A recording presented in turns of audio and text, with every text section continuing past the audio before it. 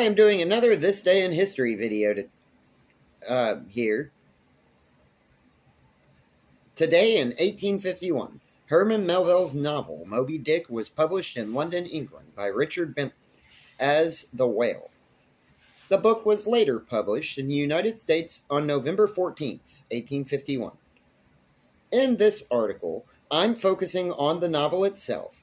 I will also discuss Herman Melville, the author, and I will try to give a detailed summary of the tale. Thanks for checking out DJ's Chronicles. Please take a moment to subscribe if you want to support this little channel. I just wanted to say I have been doing these types of videos for the last 3 days, and I'm going to go ahead and take a break from this style tomorrow because I was up till 5 a.m. writing this thing, and it's 10:30. All right, here you go.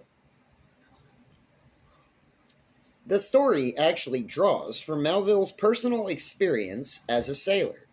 As a result, this book is an excellent representation of what the whaling industry was like in the 1800s. I just discovered another interesting fact earlier today. On August 20th, 1851, somewhere near Bedford, Massachusetts, there was a whaling ship called the Anne Alexander that was actually attacked by a sperm whale that sank that vessel after it smashed the hull. Herman Melville was an American author and novelist. Moby Dick is among one of his best works. Now, there were only about 3,715 copies sold during his lifetime, but interest in the novel only grew after his death. Melville was born August 1st, 1819, and died September 28th, 1891. The original novel was dedicated to Nathaniel Hawthorne, who is also an author. That's another thing that I learned today.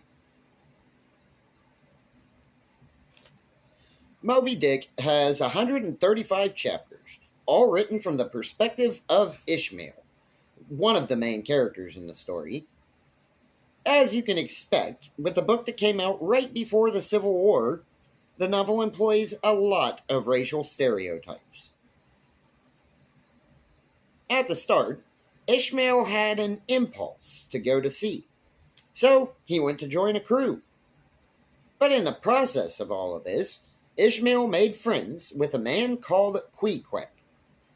He was apparently the chief of an island of cannibals at one point. He was also looking to join a crew. So they both ended up joining the crew of the Pequot under Captain Ahab. He's a complete madman. His character is described as having the attitude and character traits of an animal. This was a whaling crew. Well, sailing in search of a giant white whale called Moby Dick. The captain, on a maniacal quest for vengeance against the great beast, because he lost his leg to the whale in his last voyage. Another interesting fact is that the whale is based on a giant sperm whale in real life. He was called Mocha Dick. I'm not really sure why he changed the name from Mocha to Moby when he wrote the tale, if he was basing it on that. He was known as the Whale of the Pacific. Idiot. The Whale of the Pacific. I bet you didn't know that Starbucks coffee is actually named after one of the other main characters, whose name was Starbuck in this tale. Well, fairly early in the voyage, they end up sailing through an electrical storm, and the ship begins to glow with an unearthly glow for a few days. This, in and of itself, convinced Captain Ahab that on this voyage, he was, in fact, fated to kill the whale. Of course, this drives the mad captain to put himself, his crew, and even his own ship at risk many occasions. He was obsessed to utter self-destruction with taking down this notorious mammal. Making this situation worse, someone else in the crew predicts Ahab's death.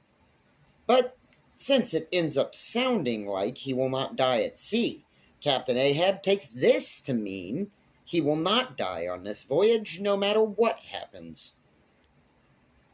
As the story continues, the crew draws near the great whale. The crew of 20 then splits into 3 different whaling boats for 3 days. On day 1, they have a brush with Moby Dick, and Captain Ahab's whaling boat is destroyed.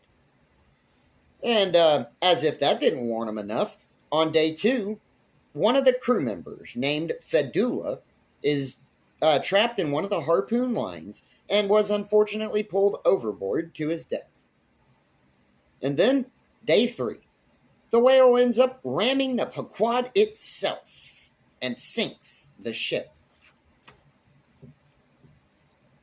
In the end, Ahab and his entire crew goes down with the ship, and Ishmael is the lone survivor.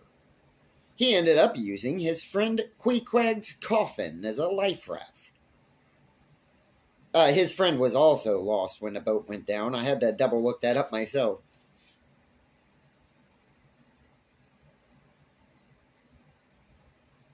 There are so many possible interpretations for this novel because there's just so much in that book anyway. I brushed over so much, and I know there was stuff that I just didn't get to. But Moby Dick, the whale, could just represent a problem, or even a goal that seems impossible to obtain. There are parts where the narrator talks about the white color of the whale seeming to be just as much of the void of all color as it is the concrete that brings all colors together. He compares the color to an abyss. Okay, I think that's a decent summary of events for the novel.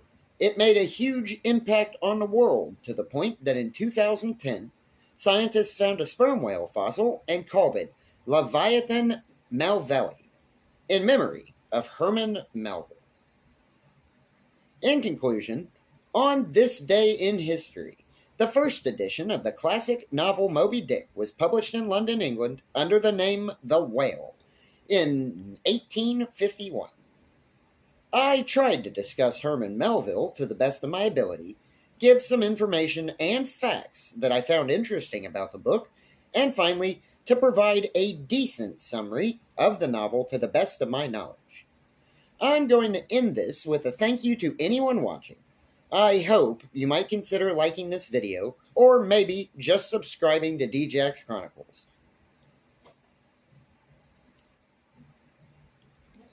Thank you. Goodbye.